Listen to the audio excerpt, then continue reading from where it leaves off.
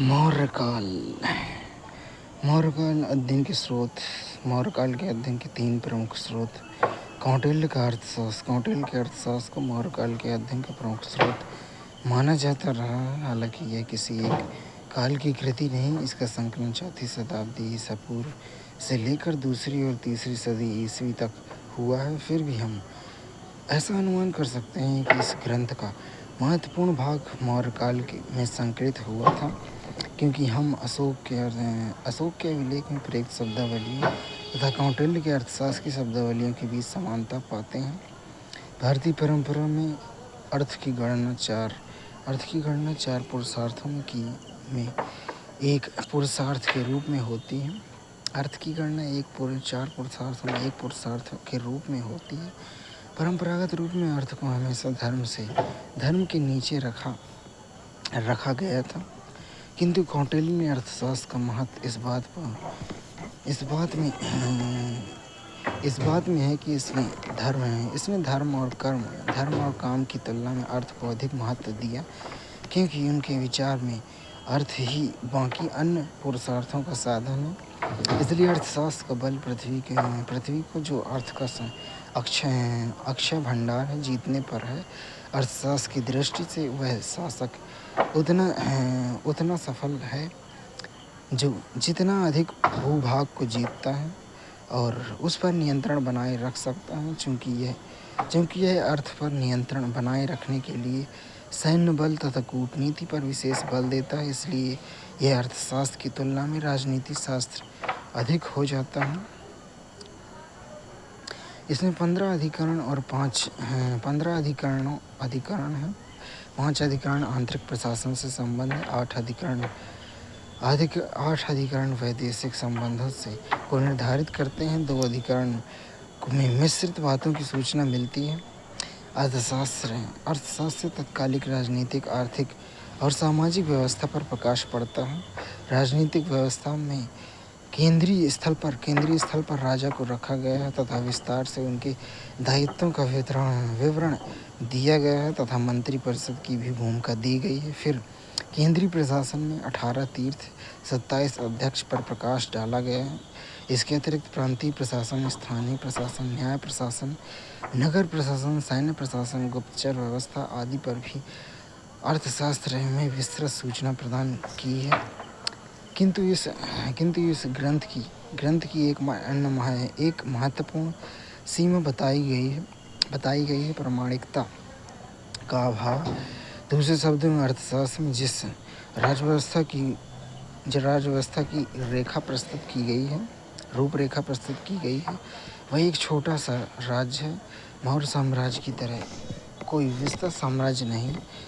अतः प्रश्न उपस्थित होता है कि इसे किस काल में मौर्यकाल की कृति करार दी जाए। वस्तुतः यहाँ हमें ध्यान रखना चाहिए कि अर्थशास्त्र की पद्धति वर्णनात्मक नहीं अपितु सूत्रात्मक है। अर्थशास्त्र एक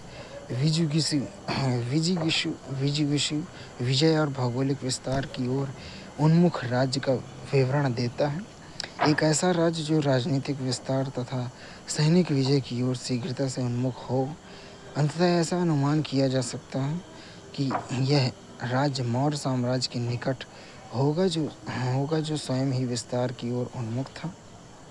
फिर भी मौर्यकाल का अधिक विश्वसनीय विवरण प्राप्त करने के लिए कौटिल्य के अर्थशास्त्र के द्वारा दी गई सूचनाओं की अन्य स्रोतों से भी परिपुष्टि करने की जरूरत है। मेगास्थनीज की इंडिका। मेगास्थनीज प्रथम मौर्य शासक चंद्रगुप्त मौर्य के दरबार में सीरियाई शासक सेल्यूकस निकेटर का राजदूत बनकर आया था। उसने 4वीं सदी के अंतिम वर्षों की घटनाओं का विवरण प्रस्तुत किया। वह कई वर्षों तक चंद्रगुप्त मौर्य के दरबार में रहा था तथा बड़ी जिज्ञासा से एक नए देश, वहाँ की भौगोलिक स्थिति, जलवायु, पशु पक्षी और लोगों से परिचय प्राप्त करने का प्रयास किया था। मौर्यकाल के अध्ययन में मेगास्थनीज की इंडिका को भी आधार बनाया जाता है। मेगास्थनीज में राजा तथा मौर्य प्रशासन के विभिन्न अंगों पर दृष्टिपात किया। उनके विचार है। उसके विचार में राजा अपने दायित्वों को दूर करने के लिए सदा उद्यमशील और प्रयत्नशील दिखता है। मेगास्थनीज ने नगर प्रशासन के विवरण में विशेष रुचि दिखाई तथा पाटलिपुत्र के प्रशासन में 6 समितियों को उल्लेखित किया। वह नगर प्रशासन के लिए एसटी नोमोई नामक अधिकारी को उत्तरदायी मानता है। उसी प्रकार जिला अधिकारी के रूप में वह एग्रोनोमोई नामक अधिकारी की चर्चा करता है। उसके विचार में वह सिंचाई के विकास के लिए भी उत्तरदायी था। फिर मेगास्थनीज सैन्य प्रशासन के लिए भी 6 समितियों का विवरण देता है।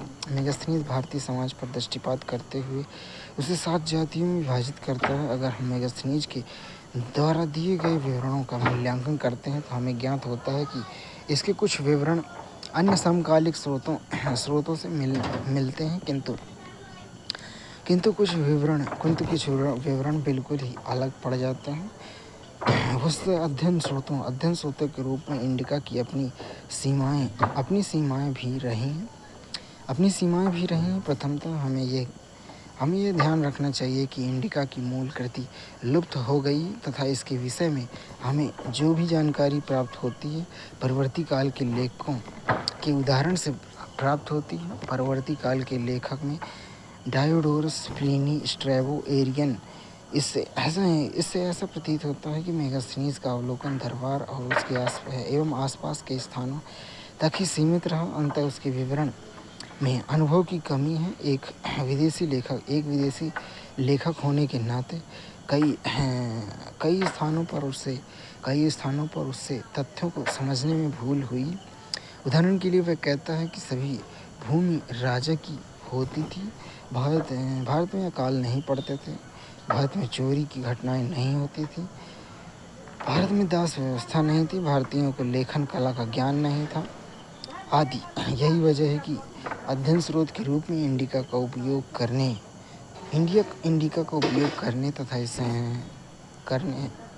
तथा इसके द्वारा दिए गए विवरण को अन्य समकालीन स्रोतों से भी परिपुष्टि की जरूरत है। अभिलेख मौर्य काल के अध्ययन में 3 प्रकार के अभिलेखों का सहारा लिया जाता है। अशोक के पूर्व अभिलेख चंद्रगुप्त मौर्य के काल में सायगौरा बंगाल के बोगरा जिले में स्थित महास्थान अभिलेख। अशोककालीन अभिलेख अशोक प्रथम ऐसा शासक था जिसने अपने अभिलेख के माध्यम से प्रत्यक्ष रूप में अपनी प्रजा को संबोधित किया। अशोक के अभिलेख अपने स्वरूप में इस बात में भिन्न है कि अन्य राजकीय अभिलेखों की घोषणा महज औपचारिक तथा धीमी घिसी पीटी लगती है, जबकि अशोक की घोषणाओं में मौलिकता तथा विचारों की गहराई है। अशोक के अभिलेखों में हम विभिन्न वर्गों में विभाजित कर सकते हैं, यथा 14 बृहद शिलालेख, अशोक के 14 आदेश। अशोक के 14 बृहद शिलालेख से तात्पर्य है अशोक के 14 आदेश, जो पहले 8 स्थानों में फिर 9 स्थानों में मिलते हैं। ये स्थान कालसी, देहरादून, शहबाजगाड़ी, मानसेहरा, धौली, जोगढ़, गिरनार, सोपारा, एर्रागुड़ी, सन्नाती, कर्नाटक। प्रथम अतिरिक्त अभिलेख धौली, द्वितीय अतिरिक्त अभिलेख जोगढ़। प्रथम बृहद शिलालेख, इसमें पशु हत्या तथा समारोह पर प्रतिबंध की बात की गई है। द्वितीय बृहद शिलालेख में इसमें समाज कल्याण से संबंधित कार्य बताए गए हैं। तीसरे बृहद शिलालेख में इसमें वर्णित है कि लोगों में धर्म की शिक्षा देने के लिए युक्त राज्यों को प्रादेशिक जैसे अधिकारी 5 वर्षों में राज्य का दौरा करें। चौथा शिलालेख, इसमें धम्म से संबंधित महत्वपूर्ण विचार व्यक्त हुए हैं। इस अभिलेख में भेरी घोष की जगह धम्म घोष की घोषणा की है। 5वां शिलालेख, इस शिलालेख में अशोक के राज्यारोहण के 13वें वर्ष बाद धम्म महामात्र की नियुक्ति का उल्लेख है। लघु शिलालेख, इसमें अलग अलग आदेश हैं जो अलग अलग क्षेत्र में मिले हैं। उदाहरण के लिए भाब्रू अभिलेख रूपनाथ, गुर्जरा मास्की, ब्रह्मगिरी, पालकी गोंडा, उदयगोलन निट्ठूर आदि गुर्जरा मास की उदयगोलन निट्ठूर अभिलेख से अशोक का नाम लिखा मिलता है। सात अभिलेख सात सातवां अभिलेख सात स्तंभ अभिलेख स्तंभ अभिलेख इसलिए कहा जाता है क्योंकि आदेश अशोक के द्वारा निर्मित स्तंभों पर खोदे हुए हैं। इनमें सात सात स्तंभ अभिलेख के नाम से जाना जाता है क्योंकि इसमें 7 आदेश हैं। आरंभ में ये 6 स्थानों से मिले जो इस प्रकार हैं यथा दिल्ली टोपरा, दिल्ली मेरठ, लोरिया अरेराज, लोरिया नंदनगढ़, प्रयाग इलाहाबाद रामपुरवा तथा एक 7वां अभिलेख दक्षिण में अमरावती के से भग्न अवस्था में मिला। अन्य स्तंभ अभिलेख में रोमिनदेई, निगाली सागर, सारनाथ, कौशाम्बी, पाटलिपुत्र आदि स्थानों से मिले तथा इनमें आदेश अलग अलग हैं। मिश्रित प्रकार के अभिलेख बिहार के गया की पहाड़ी में अशोक के काल में 3 गुफाएं बनाई गई हैं तथा इसमें अभिलेख खोदे गए हैं। इन अभिलेखों में यह सूचना मिलती है कि ये गुफाएं आजीविकों के दान में दी गई थीं। इस प्रकार एक समकालीन स्रोत के रूप में मौर्यकाल के अध्ययन में अशोक के अभिलेखों को विशेष महत्व है। फिर भी अध्ययन स्रोत के रूप में इसकी अपनी कुछ सीमाएं भी हैं। प्रथम कुछ अभिलेख अपने मूल स्थान से हटा दिए गए हैं। इसमें से कुछ विशेष में स्पष्ट सूचना है किंतु कुछ ऐसे भी अभिलेख हो सकते हैं जिनके विषय में हमें सूचना प्राप्त नहीं है। ऐसे में भ्रम की स्थिति उत्पन्न हो सकती है। दूसरे हमें यह ध्यान रखना चाहिए कि अशोक के अभिलेख राजकीय घोषणा अंततः इनमें राजकीय दृष्टिकोण अभिव्यक्त हुआ है। ये राजकीय प्रचार का एक माध्यम भी है, इसलिए इसमें किए गए दावों को सावधानी से परीक्षण करने की जरूरत है। अशोक के अभिलेख आत्मकथात्मक जान पड़ते हैं। इस कथन की पुष्टि कीजिए। प्राचीन भारत के इतिहास में अशोक प्रथम ऐसा शासक था जिसने अपने विस्तृत साम्राज्य में प्रशासनिक दक्षता एवं केंद्रीकरण को बनाए रखने के लिए बड़े पैमाने पर अभिलेख खुदवाए। फिर भी इसमें जनसामान्य के लिए आदेश जारी किए। इतना ही नहीं, उसने अपने आप को मगधाधिराज एवं प्रजा का पिता घोषित किया। किंतु जब हम अशोक की इन आत्मकथाओं की तुलना परवर्ती काल शासकों के अभिलेखों यथा सिंहसेन अभिलेख, प्रयाग प्रशस्ति, जूनागढ़ अभिलेख, हाथी गुफा अभिलेख, देवबाड़ा अभिलेख, राजपूतों के अभिलेख, अशोक के अभिलेख आदेशात्मक आदि अधिक आदेशात्मक अधिक प्रतीत होते हैं। अशोक के पश्चात अभिलेख अशोक के पौत्र दशरथ ने गया में नागार्जुनी पहाड़ी में कुछ गुफाओं का निर्माण करवाया तथा उसमें अभिलेख खुदवाए। इन अभिलेखों से यह ज्ञात होता है कि ये गुफाएं आजीविकों को दान में दी गई थीं। मौर्य साम्राज्य के विस्तार को जानने में हमें साहित्य, विदेशी विवरण तथा पुरातात्विक सामग्री इन तीनों से ही पर्याप्त मदद मिलती है। साहित्य में पुराण, विशाखदत्त तथा मुद्रा राक्षस एवं कौटिल्य का अर्थशास्त्र प्रमुख है। इसमें प्रमुख है बौद्ध साहित्य, दीपवंश, महावंश, दिव्य वेदांत तथा जैन साहित्य में कल्पसूत्र, परिशिष्ट पर्वन में से भी मौर्य साम्राज्य के विस्तार पर प्रकाश पड़ता है। विदेशी विवरण के रूप में मेगास्थनीज, निरियाकस, अनासिक्रिटस आदि यात्रियों के विवरण साम्राज्य के विस्तार को जानने के महत्वपूर्ण स्रोत हैं। इसके अलावा अशोक के अभिलेख इससे पूर्व मौर्य के अभिलेख, रुद्रदामन के जूनागढ़ अभिलेख से विस्तार पर प्रकाश पड़ता है। मौर्य साम्राज्यवाद की भारतीय इतिहास में पहला प्रयोग था। यह मगध साम्राज्य की चरम अवस्था को दर्शाता है। फिर कई बातों मौर्य साम्राज्य विशिष्ट हो जाता है। प्रथमतः संभवतः यह भारत का सबसे बड़ा साम्राज्य रहा था एवं इसका विस्तार भारतीय उपमहाद्वीप के अधिकांश क्षेत्रों में था। दूसरे, ये आने वाले सभी युगों के लिए साम्राज्य का मॉडल बन गया। तीसरा, ऐसा मानना अतिशयोक्तिपूर्ण नहीं लगता है कि सर्वप्रथम मौर्य साम्राज्य ने ही उस अखिल भारतीयता की पहचान स्थापित की जो प्राचीन काल में जम्बू द्वीप के रूप में जानी गई।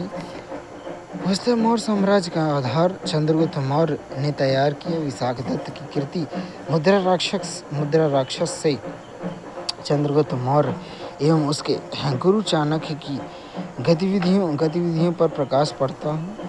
बताया जाता है कि चंद्रगुप्त ने सिकंदर की असामयिक मृत्यु से उत्पन्न अव्यवस्था से लाभ उठाया। उसने सिंधु नदी तथा व्यास नदी के बीच के क्षेत्र पर कब्जा कर लिया। इस प्रकार मौर्यों का नियंत्रण सर्वप्रथम उत्तर पश्चिम के क्षेत्र पर हुआ। अशोक के अभिलेखों से भी इस नियंत्रण की पुष्टि होती है। यथा खरोष्टी लिपि में अंकित सहबाजगढ़ी तथा मानसेहरा के अभिलेखों को लिया जा सकता है। इसके अतिरिक्त कांधार के समीप सरेकुला तथा जलालाबाद के निकट काबुल नदी के उत्तरी किनारे पर स्थित लमघान से अशोक के अरेमाइक लिपि के लेख मिले हैं। इन अभिलेखों के प्रति अशोक प्राप्ति स्थानों से यह स्पष्ट होता है कि उनके साम्राज्य में हिंदुकुश, एरिया, हेरात, अराकोशिया, कंधार तथा जेड्रोसिया सम्मिलित थे। इन प्रदेशों को सेल्यूकस ने चंद्रगुप्त मौर्य को दिया था। जैसा कि यूनानी रोमन लेखों के विवरण से पता चलता है, इन क्षेत्रों पर शासन स्थापित करने के पश्चात चंद्रगुप्त मौर्य ने नंद शासक घनानंद की तख्ता पलटकर पाटलिपुत्र पर कब्जा कर लिया। इस प्रकार नंदों ने बड़े साम्राज्य पर मौर्यों पर कब्जा हो गया। इस घटना की पुष्टि मुद्रा राक्षस से होती है। अंततः अब मौर्यों का साम्राज्य उत्तर पश्चिम से सिंधु नदी से दक्षिण में गोदावरी नदी और पूरब में बंगाल तक फैल गए थे। अशोक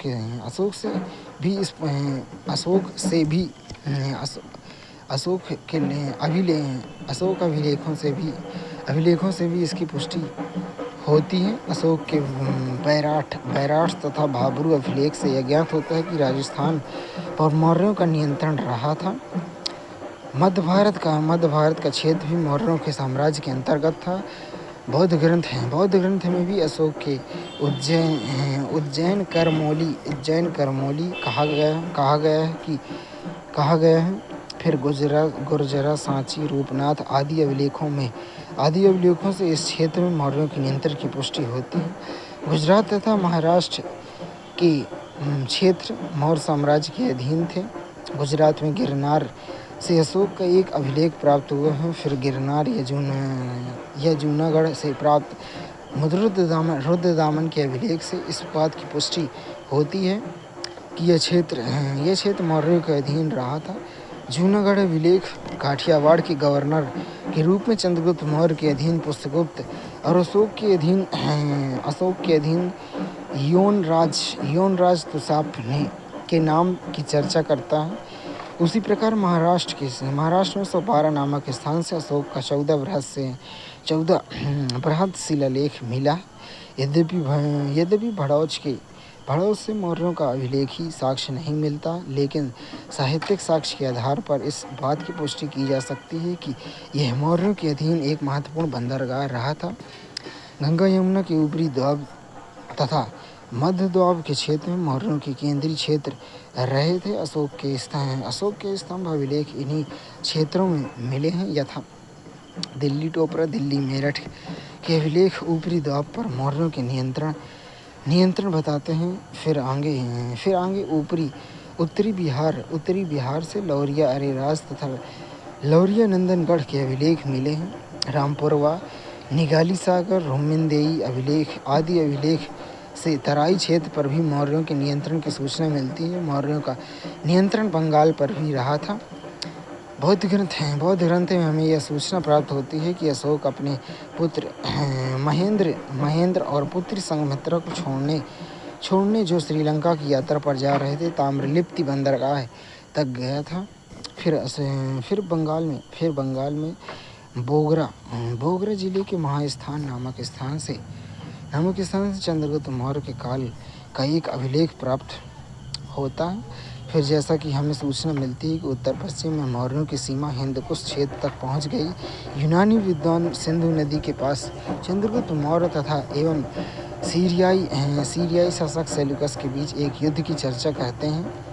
इस युद्ध में संभवतः चंद्रगुप्त मौर्य की जीत हुई, क्योंकि इस युद्ध के पश्चात चंद्रगुप्त मौर्य को एरियाना का क्षेत्र मिला। इस क्षेत्र में काबुल, कंधार, हेरात, बलूचिस्तान के क्षेत्र शामिल थे। अशोक के अभिलेखों से भी इस बात की पुष्टि होती है। अशोक का एक अभिलेख काबुल के पास लंपाक से भी मिला है। इसके अतिरिक्त कंधार से यूनानी एवं अरामाइक भाषा में एक द्विभाषी अभिलेख मिला है। फिर अशोक के 13वें शिलालेख में उत्तर पश्चिम में उनके 5 पड़ोसियों की चर्चा मिलती है। यथा इसमें सीरिया के शासक एंटियोकस द्वितीय, मिस्र के टॉलमी द्वितीय, एपीरस का अलेक्जेंडर, सीरियन का मगस और मकदूनिया के गोनाट्स का जिक्र मिलता है। इस प्रकार मौर्यों की सीमा पश्चिम में सीरिया तक पहुंच गई है। फिर दक्षिण में गोदावरी नदी से ब्रह्मगिरी तक मौर्य साम्राज्य का विस्तार किस शासक के अंतर्गत हुआ, यह विवाद का विषय है, क्योंकि एक दृष्टिकोण के अनुसार चंद्रगुप्त मौर्य के अंतर्गत हुआ, तो एक दूसरे दृष्टिकोण के अनुसार बिंदुसार के अंतर्गत। परंतु इस संदर्भ में कोई विवाद नहीं कि दक्षिण में मौर्यों की सीमा ब्रह्मगिरी तक पहुंच गई थी। इस क्षेत्र में अशोक के कई अभिलेख प्राप्त हुए हैं। आंध्र प्रदेश के यर्रागुंडी में एक बृहद शिलालेख तथा एक लघु शिलालेख दोनों मिले हैं। दूसरी तरफ कर्नाटक क्षेत्र में मास्की, गवीमठ, जटिंग रामेश्वर, पालकीगोंडा, नेट्टूर, उदयगोलन, ब्रह्मगिरी आदि स्थलों से अशोक के लघु शिलालेख प्राप्त हुए हैं। फिर अशोक के दूसरे बृहद शिलालेखों से भी दक्षिण में पड़ोसियों में चोल, पांड, सतीय पुत्र और केरल पुत्र की चर्चा मिलती है। उड़ीसा के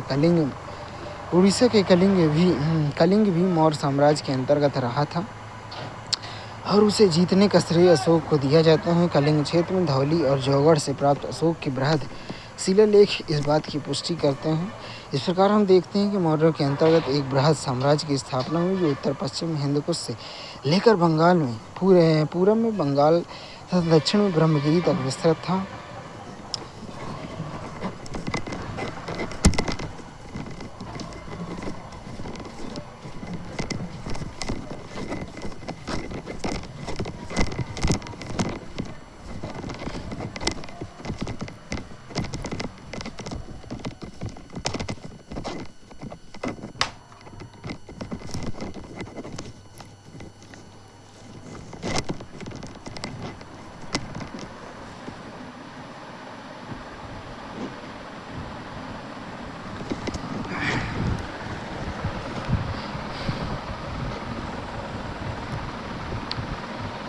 मौर्य साम्राज्य का विस्तार। मौर्य साम्राज्य का निर्माण भारतीय उपमहाद्वीप में पहला बड़ा प्रयोग था। गंगा घाटी को केंद्र बनाकर एक बड़े क्षेत्र में फैल गया था।